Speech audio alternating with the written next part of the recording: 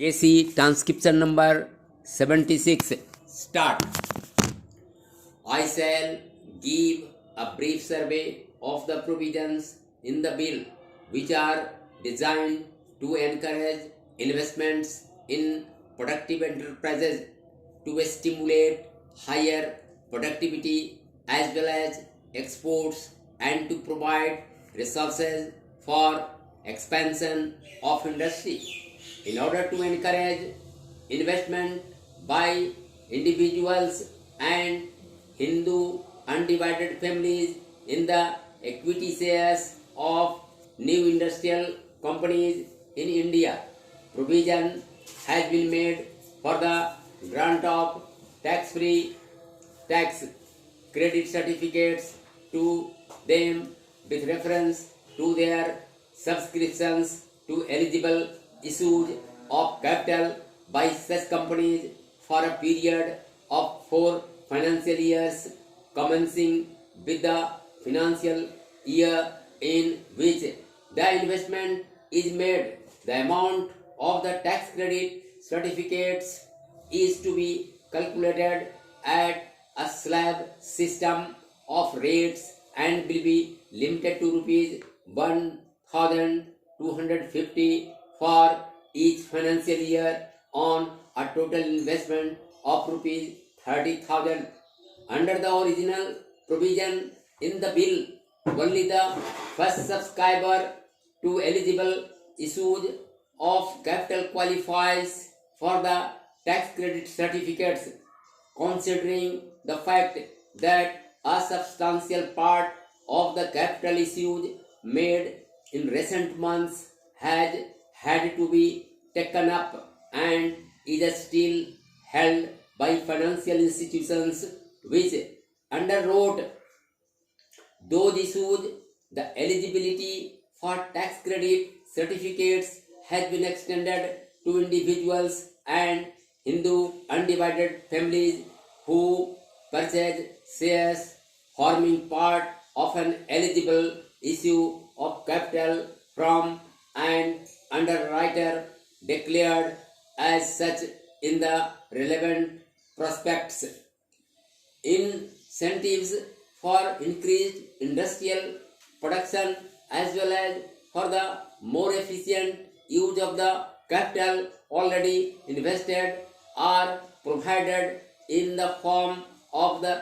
tax credit certificates calculated with reference to the central excise duty payable on increased production in the relevant year over that of the base year and with reference to the additional amount of corporation tax payable by a company in the relevant year over that payable by it in the base year.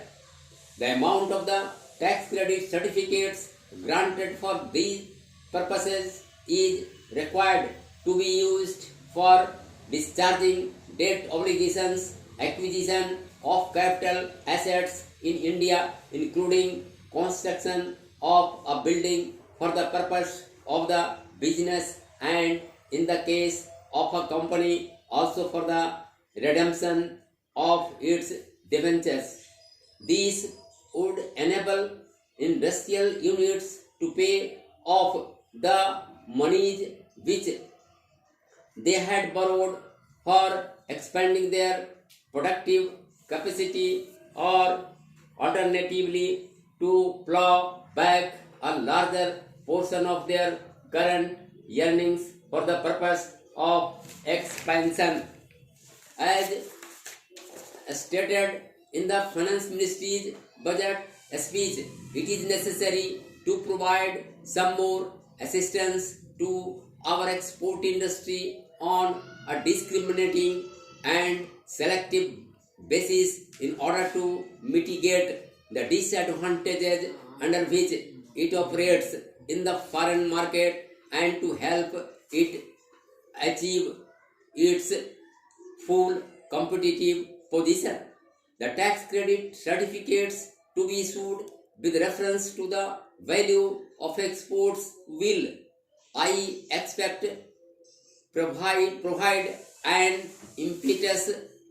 for increasing our export potential and augment our foreign exchange earnings. In this connection, it is proposed to set up an advisory board on tax credit certificates for our exports to advise government regarding the commodities for which the certificates should be granted, as also the rates. The board will, wherever necessary, invite the commercial interests concerned to present their views before it. The Commerce Secretary will be the chairman of the board and a senior officer each from the Ministry of Finance and the Ministry in charge of the export commodity concerned will be members. The recommendations of the board will enable the government to take informed decisions with regard to the grant of these certificates. The measures for encouraging investment of surplus funds in production channels include a provision for revival in a modified form of the exemption from wealth tax of the individuals and Hindu undivided families on the value of their investments in equity shares of industrial companies. This exemption will be available to individuals and Hindu undivided families on the value of any equity shares held by them in an industrial company where such shares form part of the initial issue of equity share capital made by the company after the 31st March 2000 and will extend over a period of 5 successive assessment years commencing with the assessment year next following the date on which the company commences the operations for which it has been established. Madam, the bill contains a scheme for voluntary disclosure of unaccounted income during a period of 3 months from 1st March to 31st May 2005. Tax is payable on the amount declared at the ad hoc rate of 60% with a rebate of 5% of the tax where the declaration has been made and the tax has also been paid not later than the 31st March 2005, where the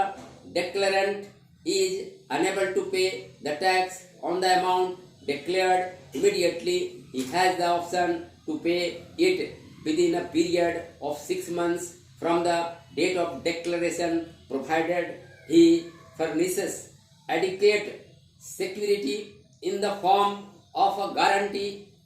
from a scheduled bank